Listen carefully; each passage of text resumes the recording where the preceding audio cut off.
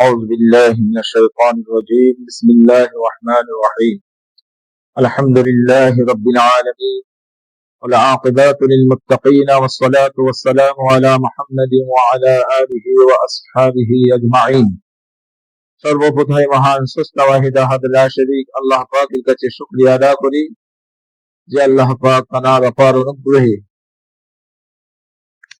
পবিত্র শাবান মাসের দ্বিতীয় জুমা আল্লাহ পাক আমাদের সকলকে শরীক করিয়েছেন। সেই মহান আল্লাহ পাকের কাছে শুকরিয়া আদা করি, সকলে বলি আলহামদুলিল্লাহ। বিসমিল্লাহির রাহমানির রহিম। وقال لهم نبيهم إن آيات ملكه أن يأتيكم التابوت فيه سكينة من ربكم وبقية مما ترك آل موسى وآل هارون تحمله الملائكة إن في ذلك لآيات لكم إن كنتم مؤمنين فلما فصل طالوت بالجنود قال إن الله مبتليكم بنهر فمن شرب منه فليس مني ومن لم يطعمه فإنه مني إلا من اغترف غرفة بعده فشارب منه إلا قليلا منهم فلما زاوجه هو والذين آمنوا معه قالوا لا طاقة لنا اليوم بجالوت وجنوده قال الذين يظنون أنهم ملاقو الله كم من فئة قليلة غلبت فئة كثيرة بإذن الله والله مع الصابرين। আল্লাহ পাকের পবিত্র উজমা কালাম আল কোরআন মাজিদের সূরা আল বাকারা থেকে আপনারা তাফসীর শুনছেন। এই সূরাটির 248 248 এবং 249 249 এই দুইটি আয়াত তেলাওয়াত করলাম, ইনশাআল্লাহ তাফসীর করা হবে। গত জুমায় যেখান থেকে শেষ করা হয়েছিল যে আল্লাহ পাক আমাদের প্রিয় নবী, শেষ নবী হুজুর পাক সাল্লাল্লাহু আলাইহি সাল্লামকে বহু পূর্বের বনি ইসরাইলদের কিছু ঘটনা উল্লেখ করছেন বা ইতিহাস বর্ণনা দিচ্ছেন। সেই ইতিহাসটা, সেই বর্ণনাটা কিরকম?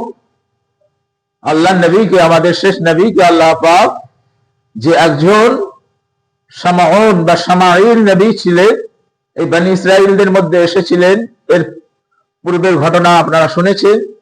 এই শামাউন নবীর আমলে আল্লাহ পাক একজন বাদশাকে প্রেরণ করেছিলেন, বাদশা নিযুক্ত করেছিলেন।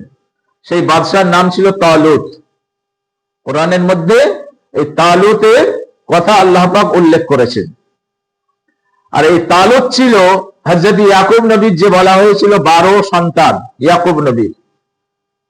এই তালুত কিন্তু ওই 12 সন্তানের মধ্যে হযরত ইউসুফ নবী আর বেনিয়ামিন এই দুজন ছিল একটা মায়ের গর্ভের সন্তান, আর 10 জন ছিল 10 একই মায়ের সন্তান। এই 10 জন এরা কোন মতেই বেনিয়ামিন বলুন বা অন্য মায়ের যে দুটি সন্তান হযরত ইউসুফ আলাইহিস সালামকে এরা সহ্য করতে পারতেন না। আর এই তালুত ছিল ওই বেনিয়ামিনের বংশধর। এজন্য এরা তালুতকে প্রথমে মেনে নিতে চায় না। এই বনি ইসরাইলরা বলে তালুত আমাদের বংশের মধ্যে নয়, ইয়াহুদা বংশের মধ্যে আসে না, তো এটা আমরা মেনে নিতে পারছি না। তালুত ছিল বেনিয়ামিনের, হযরত ইয়াকুব আলাইহিস সালামের সন্তান। বেনিয়ামিন আর ইউসুফ একটা মায়ের ছিলেন, তো এই বেনিয়ামিনের বংশধরকে এরা মেনে নিতে চাইছিল না। তো আল্লাহ পাক কি বললেন? ওয়াজাদাহু বাসতাতান ফিল ইলমি ওয়াল জিসমি, যে আমি তো তালুতকে এই জ্ঞানের অধিকারী করেছি, আর এই শারীরিক দিক দিয়েও তালুত অনেক সুঠাম এবং শক্তিশালী। আমি নির্ধারণ করে দিচ্ছি। তাদের নবী শামাউন তাদেরকে বলল যে তোমরা একে মেনে নাও, এটা আমি নির্ধারণ করিনি। এই তালুতকে বাদশা নিযুক্ত করেছেন স্বয়ং আল্লাহ। ইন্নাল্লাহ আস্তাফাহু আলাইকুম, ইন্নাল্লাহ আস্তাফাহু, অবশ্যই আলাইকুম তোমাদের জন্য নির্ধারণ করেছেন ইন্নাল্লাহ, আল্লাহ পাক, আল্লাহ পাক নির্ধারণ করেছেন তালুতকে বাদশার উপর। তারা যখন মেনে নিতে চাইছিল না, এত কথা বলার পরেও তারা যখন মেনে নিতে চাইছিল না, তাদের নবী শামাউন তাদেরকে কি বলছে? ওয়াকালা লাহুম নবিয়ুহুম, তাদের নবী তাদেরকে বলল, ইন্না আয়াতা মুলকিহি, যে একটা নিদর্শন, আয়াত মানে নিদর্শন, যে তোমাদের জন্য এই তালুত বাদশাহ একটা বড় নিদর্শন দেখাবে। কি নিদর্শন? আয়াতা মুলকিহি, যে এই বাদশাহ দেখাবে একটা বড় নিদর্শন, এই তালুত বাদশাহ। তাবুত, তাবুত, এই তাবুত তোমাদেরকে এনে দেখাবে, তাবুত তোমাদেরকে এনে দেখাবে। সাকিনাতুম মির রাব্বিকুম, তোমাদের প্রভুর পক্ষ থেকে এর মধ্যে শান্তি আছে। সাকিনা শব্দের অর্থ শান্তি, যে এই একটা নিদর্শন দেখাবে তোমাদের এই তালুত বাদশাহ, যেটার মধ্যে নিদর্শন আছে অনেক, সেটা হচ্ছে তাবুত।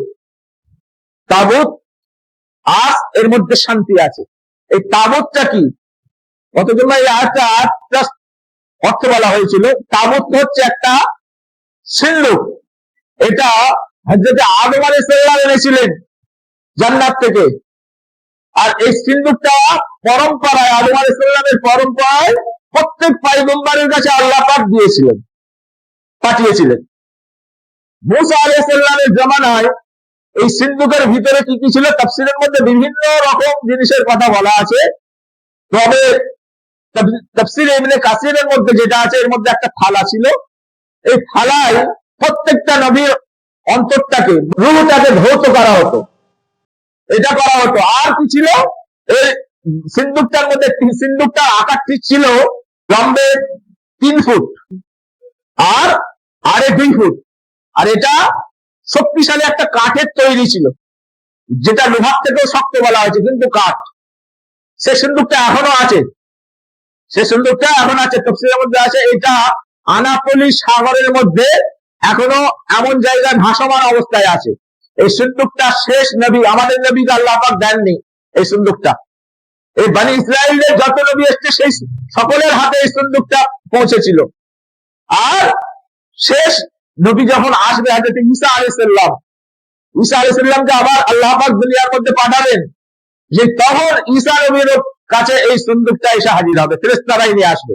তাফসীরের মধ্যে আছে, এখনো সিন্ধুকটা আছে। যাই এই সিন্ধুকটার ভিতরে হযরত ইব্রাহিম আলাইহিস সালামকে আগুনে যখন নিক্ষেপ করা হয়েছিল, জান্নাতি একটা কাপড় আল্লাহ পাকের পক্ষ থেকে ফেরেশতারা এসে হযরত ইব্রাহিম আলাইহিস সালামের গায়ে পরিয়ে দিয়েছিলেন। কুল্লা ইয়া নারু কুনি বারদাও ওয়া সালামান আলা ইব্রাহিম, হে আগুন তুমি আবার এই ইব্রাহিমের জন্য তুমি আরামদায়ক হয়ে যাও। এই জান্নাতি একটা জুব্বা বলুন বা কাপড় বলুন এসে দিয়ে দিয়েছিল ফেরেশতারা। এই কাপড়টাও এই সিন্ধুকের মধ্যে আছে। এই ইব্রাহিম আলাইহিস সালাম অনেক নিদর্শন কিছু রাখা আছে এই সিন্ধুকের মধ্যে। এই তাবুত বা এই সিন্ধুকটা, এই বনি ইসরায়েলের যত নবী এসেছিল, তারা যখন কোন আমালিক জাতির সাথে প্রায় এদের যুদ্ধ সংঘর্ষ হতো, এরা এই সিন্ধুকটা নিয়ে সেই যুদ্ধের ময়দানে যেত। আর সঙ্গে সঙ্গে এই যুদ্ধে এই বনি ইসরায়েলরা জিতে যেত, বিজয় লাভ করতো। প্রত্যেকটা যুদ্ধে এই সিন্ধুকটা নিয়ে যা হতো আর জিতে যেত এরা। হ্যাঁ, এই সিন্ধুকটা এই আমালিকা জাতিটা নেবার জন্য বহুত প্রচেষ্টা চালিয়েছিল, কিন্তু সিন্ধুকটা এরা নিতে পারেনি। বনি ইসরায়েলের কাছে নবীরা বংশ পরম্পরায় পেয়ে আসছিল। কিন্তু এই বনি ইসরায়েলের মধ্যে যখন শরীয়ত বিরোধী কাজ শুরু হয়ে গেল, শরীয়তের বেখেলাফ কাজ যখন শুরু হয়ে গেল, আল্লাহ স্মরণ থেকে তখন যারা বিচ্যুত হতে লাগলো, মুসা নবীকে তারা ভুলে যেতে থাকলো, আল্লাহর হুকুম আহকাম গুলো তারা ডিলাইট করতে লাগলো, আল্লাহ পাক এই সিন্ধুকটা তাদের থেকে ছিনিয়ে নিলেন। তাদের থেকে আল্লাহ পাক ছিনিয়ে কিভাবে নিলেন? এই আমালিকা জাতির সাথে একবার যুদ্ধ হলো। যুদ্ধের সময় এই আমালিকা জাতি এদেরকে পরাস্ত করলো, বনি ইসরাইলদেরকে, আল্লাহর হুকুমে। কারণ এরা শরীয়তের খিলাফ কাজের মধ্যে মত্ত হয়ে গিয়েছিল, যার জন্য আল্লাহ পাক এদের শাস্তি দেওয়ার জন্য বনি ইসরাইলদেরকে এই সিন্ধুকটা এদেরকে পরাজিত করে সিন্ধুকটা আমালিক জাতি নিয়ে চলে গেল। এই তাবুতটা যখন নিয়ে গেল, এরা কি করলো? ওই তাবুতটা নিয়ে গিয়ে তাদের যে মূর্তি পূজা করতো, তারা তাদের মন্দিরের মধ্যে বা তাদের উপাসনালয়ের মধ্যে ওই সিন্ধুকটা রেখে, ওর উপরে মূর্তি রেখে ওরা তালার চাবি হেঁটে দিয়ে চলে গেল। পরের দিন সকালবেলা যখন এসে দেখে যে এই সিন্দুকটার ওপরে মূর্তি রাখা হয়েছিল, এখন এসে দেখছে যে মূর্তিটা নিচের মধ্যে আর সিন্দুকটা মূর্তির ওপরে হয়ে আছে। এরা তো দেখে আসলে কে করেছে, তালা তো দিয়া, তালাও ভাঙা নাই, তো এরা কে করেছে? এরা কি করলো, আবার ওই সিন্দুকটা রেখে ওর উপরে মূর্তির কাঠের পেরেকের সাথে সিন্দুকের সাথে পেরেক সেটে দিয়ে তালা দিয়ে চলে গেল। এমন সময় পরের দিন যখন সকালবেলা এসে তালা খুলে দেখছে এরা যে মূর্তিগুলোর পায়ে যে পেরেক মেরেছিল পাগুলো ভেঙে গেছে, কাটা, আর মূর্তিটা নিচে পড়ে আছে, তার উপরে সিন্দুক চাপানো। এরা বললো তো মহা মুশকিল, এসব লোককে বলা যাবে না, তাহলে তো আমাদের মূর্তির অপমান হবে। এরা কি করলো, ওই সিন্দুকটা নিয়ে দূরে একটা গ্রামে একজনের বাড়িতে গিয়ে রেখে এলো। এখানে থাকবে যারা সৈন্য ছিল সেই সময়, তারা গিয়ে রেখে এলো। এই রাখার সঙ্গে সঙ্গে দেখা গেল ওই গ্রামে একটা প্লেগ রোগ দেখা দিয়ে দিল, মহামারী রোগ যাকে বলে। অনেক লোক মারা যাচ্ছে, ঘন্টায় ঘন্টায় লোক মারা যাচ্ছে। এখানকার গ্রামের লোকেরা বললো এই তো রাখা যাবে না, এই তাবুতকে, এই সিন্দুককে আমরা রাখতে পারবো না, এখান থেকে হাঁটাও, এখান থেকে যদি না হাঁটাও তাহলে আমাদের সব মরে যাবে। ওই সৈন্যরা আবার ওই তাবুতটাকে নিয়ে আরো কিছুটা দূরে একটা গ্রামে একটা মানুষের বাড়িতে গিয়ে সেখানে রেখে এলো। তারপরের দিনে দেখা যাচ্ছে যখন রেখেছে রাত্রির মধ্যে ওই গ্রামের প্রায় শূন্য হয়ে গেছে, সব মরে শেষ। কিভাবে মরলো? বলে ইঁদুর, এত বড় বড় ইঁদুর, তারা এসে প্রত্যেকটা মানুষের বা মহিলাদের বাচ্চাদের মলবাগ দিয়ে ঢুকে পেটের নাড়ি ভড়ি সব খেয়ে বাইরে বেরিয়ে চলে যাচ্ছে। এরকম গজব তো শোনা যায় না সহজে, কিন্তু তফসিরের মধ্যে আছে যে যে পেটের মলবাগ দিয়ে ঢুকে পেটের নাড়ি ভড়ি খায়, খেয়ে আবার বেরিয়ে চলে যায়। সিন্দুক, এরা বললে যে সর্বনাশ, এই সিন্দুক রাখার ফলে আমাদের এরকম সর্বনাশ হচ্ছে, এ রাখা যাবে না, এ সিন্দুক রাখা যাবে না। সৈন্যদেরকে মানে যত তাড়াতাড়ি হয় এখান থেকে বিদায় করো ওই সিন্দুককে। ওইখান থেকে সৈন্যরা সিন্দুকটা নিয়ে গিয়ে বহু দূরে একটা মরুভূমির মধ্যে একটা গর্ত করে মরুভূমির বাড়ি চাপা দিয়ে সেই সিন্দুকটাকে রেখে এলো। এমন সময় দেখা যায় মরুভূমির মধ্যে সিন্দুকটা তো পুঁতে দেওয়া হয়েছে, তো আবার দেখা যায় কি ওই মরুভূমির আশপাশ দিয়ে যত মানুষ যায় তাদের রক্তস্রাব আরম্ভ হয়ে যায়, রক্তভূমি আরম্ভ হয়ে যায়। আবার মলদার থেকে পেচ্ছাবের রাস্তা থেকে রক্ত বেরোতে আরম্ভ হয়ে যায়, ওই রাস্তা দিয়ে যেই যায়। এরা তো মহাবিপদে পড়ে গেল, এটা রাখবো কোথাও আমরা? তখন ওই আমালিক জাতির কাছে একজন বনি ইসরায়েলের একজন মহিলা ছিল, বয়স্ক মহিলা, সে বন্দী হয়ে তাদের কারাগারের মধ্যে ছিল। সে বললো দেখো তোমরা এই সিন্দুক তোমাদের নয়, এটা বনি ইসরায়েলদের জন্য আল্লাহ পাক খাস করে পাঠিয়েছেন। এই সিন্দুককে, এই তাবুতকে তোমাদের জন্য এই সিন্দুক নয়, তোমরা একে বিদায় করে দাও। তোমরা এক কাজ করো, বলদের গাড়ি তৈরি করো, বলদ গরুর গাড়ি যাকে বলা হয়, এই গরুর গাড়ি তৈরি করো, ভালো করে কাঠামো করে দাও, আর এই কাঠামোর উপরে সিন্দুকটা রেখে ওই বলদকে তোমরা ওই জঙ্গলের মধ্যে দূরে কোথাও ছেড়ে দাও, যে মেঘ ইচ্ছা চলে যাবে, ওকে তোমরা উঠবে না। তারা তাই করলো, বললো যা মনে করে হোক, তো বিদায় করতে হবে, যেখানে যাচ্ছে বিপদ, এ তো সিন্দুক রাখা বিপদ হয়ে গেছে। তো তারা কি করলো, ওই বলদের গাড়ি করে ওই সিন্দুকটা চাপিয়ে জঙ্গলের মধ্যে ছেড়ে দিল। তফসিরের মধ্যে আছে যে কিছু দূর যাওয়ার পর ওইটা গায়েব হয়ে গিয়েছিল, ওই বলদ সবের গায়েব হয়ে গিয়েছিল, আর দেখতে পাইনি। তো সেটা এখনো কিন্তু আছে সেই সিন্দুক। এই সিন্দুকটা বনি ইসরায়েলদের সেই যে হাতছাড়া হয়ে গিয়েছিল এখনো পর্যন্ত ওই হযরতে বাদশাহ তালুত পর্যন্ত কেউ দেখেনি, বাদশাহ তালুত পর্যন্ত কেউ এই সিন্দুক দেখেনি। তো আল্লাহ পাক বলছেন ওয়াকাল লাহুম নাবিয়ুহুম ইন্না আয়াতা মুলকিহি আয়াতিয়াকুমুত তাবুত ফি, বুঝছেন যে এই তোমরা তালুতকে বাদশা বলে মেনে নিতে চাইছো না, কিন্তু এই তালুত একটা অত্যাশ্চর্য জিনিস দেখাবে, অলৌকিক জিনিস দেখাবে, নিদর্শন দেখাবে। সেটা কি? আয়াতিয়াকুমুত তাবুত, সেই তাবুত বনি ইসরাইলে তোমাদের একটা তাবুত ছিল না, সিন্দুক, হ্যাঁ, এই সিন্দুকটা তোমাদেরকে এনে দেখাবে। তাহলে তোমরা বিশ্বাস করবে যে হ্যাঁ আল্লাহ সত্যি একে পাঠিয়েছে বাদশাহ রূপে? তোমরা সত্যি বিশ্বাস করবে তো? তো তারা বললো যে হ্যাঁ, যেদিন তাবুতকে যদি আমাদের সামনে এনে হাজির করে দিতে পারে এই সিন্দুককে, তাহলে তো আমাদের বিশ্বাস করতেই হবে। আইয়াতিয়া তোমার তাবুত সাকিনা, ওই জন্য আল্লাহ পাক একটুখানি ওই তাবুতের হিস্ট্রিটা কিন্তু তফসির ছাড়া পাবেন না, কোরআনের মধ্যে এত ঘটনা নাই যেগুলো বললাম, এগুলো তফসিরের মধ্যে আছে। যে এই সাকিনা, এতে শান্তি আছে, অর্থাৎ যেখানে যাবে মানুষ সেখানে যদি বংশ পরম্পরায় এই বনী ইসরাঈলরা বিজয়ী হবে, বিজয় লাভ করবে। সাকিনাতুন মির রাব্বিকুম ওয়া বাকিয়াতুন মিম্মা তারাকা আলে মূসা ওয়া আলে হারুন। সামান্য বর্ণনা দিচ্ছে যে আলে মূসার আহলিয়া বর্গ বা বংশধরের কিছু জিনিসপত্র তার মধ্যে আছে, আর হারুনের বংশধরদের মধ্যে কিছু জিনিসপত্র আছে। আর কি জিনিসপত্র গুলো আছে? জান্নাতি একটা থালা আছে, আর হযরত ইব্রাহিম আলাইহিস সালামকে অগ্নিকুণ্ডে নিক্ষেপ করার পর আল্লাহ পাক বেহেশতে একটা জামা দিয়েছিলেন ইব্রাহিম আলাইহিস সালাম, সেই জামাটা আছে। এগুলো সব মূসা আলাইহিস সালাম গুছিয়ে রেখেছিলেন এই সিন্দুকের মধ্যে। আর এই বংশ পরম্পরায় বনী ইসরাঈলরা পেয়ে আসছিল, তো এদের হাতছাড়া হয়ে যেতে এরা এটাকে ভুলেই গিয়েছিল।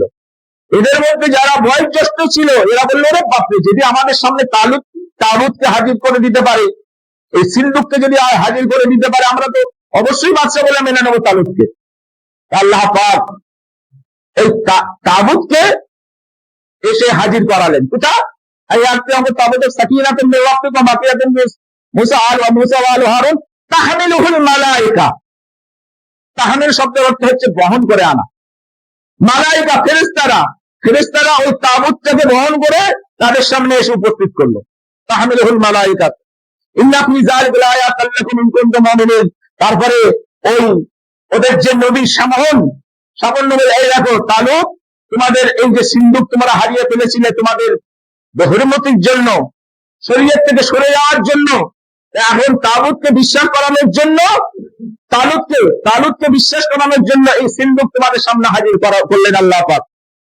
তাহমিলুহুল মালায়েকা, ফেরেশতাদের মাধ্যম দিয়ে বহন করে নিয়ে আলো।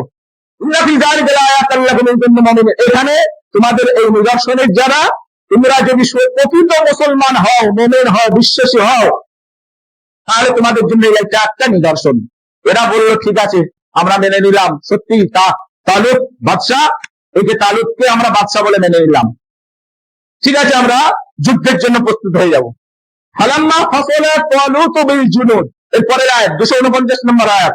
এরপরে কি বলছেন দেখুন আল্লাহ পাক, ফালাম্মা ফাসালা তালুত বিল জুনুদ, ফালাম্মা ফাসালা, অতঃপর যখন তারা তৈরি হলো যুদ্ধের জন্য, তালুত বাদশা তাদের, قال إن الله مبتليكم بنهر فلما فصل طالوت بالجنود قال إن الله مبتليكم بنهر। এই তালুতের সৈন্যবাহিনী একটা গঠন করলো, এরা তালুত বাদশা একটা সৈন্যবাহিনী গঠন করলো। এই সৈন্যবাহিনীতে মোট সংখ্যা ছিল 80,000। 80,000 সৈন্য ছিল। কার সাথে যুদ্ধ করতে যাবে না যাবে সেটা পরে আসছে। তো আল্লাহ পাক বলছেন, এই যখন এই জুনুদ, এই তালুতের সৈন্যবাহিনী যখন যুদ্ধের জন্য প্রস্তুত হয়ে গেল, ফালাম্মা ফাসালা তালুত বিল জুনুদ ক্বালা ইন্নাল্লাহা মুবতালিকুম বিনাহার। ক্বালা, এই তালুত তাদেরকে বলল, ইন্নাল্লাহা, নিশ্চয়ই আল্লাহ, মুবতালিকুম, তোমাদেরকে পরীক্ষা করবে, বিনাহার, একটা নদী দিয়ে তোমাদেরকে পরীক্ষা করবে। কে বলছেন? হযরত এই তালুত বাদশা। ক্বালা ইন্নাল্লাহা মুবতালিকুম বিনাহার ফামান শারিবা মিনহু ফালাইসা মিন্নী। যে ওই নদীর পানি পান করবে সে আমার সাথে যেতে পারবে না। ফালাইসা মিন্নী, সে আমার দলভুক্ত নাই। ফামান শারিবা মিনহু ফালাইসা মিন্নী ওয়া মান লাম ইয়াতাহামহু ফাইন্নাহু মিন্নী। আর যে ওই নদীর পানি খাবে, এখানে পানি পান করার কথা বলছেন, আবার খাবার কথা বলছেন, ওয়া মান লাম ইয়াতাহামহু, আর যে ওই নদীর পানি খাবে সে ফাইন্নাহু মিন্নী, আমার দলভুক্ত হতে পারবে না। আমার লাম ইয়াতাহামহু ফাইন্নাহু মিন্নী ইল্লা মান ইগতারাফা গুরফাতান বিআদিহি। 249 নম্বর আয়াত সূরা আল বাকারার। ইল্লা মান ইগতারাফা, কিন্তু খেতে পারবে গুরফাতান বিআদিহি, হাতের 1 অঞ্জলি পরিমাণ। যাকে খুব যদি জিজ্ঞাসা পায়, 1 অঞ্জলি পরিমাণ বেশি পানি পান করতে পারবে না। এটা হুকুম দিচ্ছেন আল্লাহ পাক। কে বলছে? তালুত বলছে তার সৈন্যবাহিনীতে 80,000 সৈন্য নিয়ে যাচ্ছে। কি নদী একটা, সে পরে আসছে তাফসীরের মধ্যে। ইল্লা মান ইগতারাফা গুরফাতান বিআদিহি ফাশারিবু মিনহু, সবাই পানি পান করে ফেললো। তারা নদীতে আল্লাহ পরীক্ষায় ফেল হয়ে গেল। ফাশারিবু মিনহু, তারা অধিকাংশ সব পানি পান করে ফেললো। ইল্লা কলিলাম মিনহুম, অল্প কিছু সংখ্যক ব্যতীত সবাই পানি পান করে ফেললো। এই আল্লাহর পরীক্ষায় তারা উত্তীর্ণ হতে পারলো না। ফাশারিবু মিনহুল্লাহ ফালাম্মা জাওয়াযাহু হুয়া ওয়াল্লাযীনা আমানু মাআহু, ফালাম্মা জাওয়াযাহু, অতঃপর যখন তারা নবীর সাথে যেতে লাগলো, এই অল্প সংখ্যক মানুষ যখন যুদ্ধক্ষেত্রে যেতে লাগলো, ফালাম্মা জাওয়াযাহু ওয়া আল্লাযীনা আমানু মাআহু, নবীর সাথে যখন যেতে লাগলো, ক্বালু লাকা কাতাল্লানাল ইয়াওমা বিজালুতা ওয়া জুনুদি, ক্বালু, তারা সবাই বলতে লাগলো, লাকা কাতা, আমাদের শক্তি আর হবে না, আমরা পেরে উঠতে পারবো না, ক্বালু লাকা কাতাল্লানাল ইয়াওমা, আজকের দিনে বিজালুতা ওয়া জুনুদি, এইখানে এবারে কার সাথে যুদ্ধ করতে যাচ্ছে তার নাম এসছে বিজালুত, জালুতের সৈন্য, জুনুদিহি মানে ও সৈন্যবাহিনী, আমরা এই অল্প সংখ্যক লোক গিয়ে জালুতের বিশাল বাহিনীর সাথে আমরা পেরে উঠতে পারবো না। অল্প সংখ্যক যারা এই পরীক্ষায় উত্তীর্ণ হয়ে এই তালুত বাদশার সাথে যাচ্ছিল, এদের সাথে কিন্তু নবীও আছে।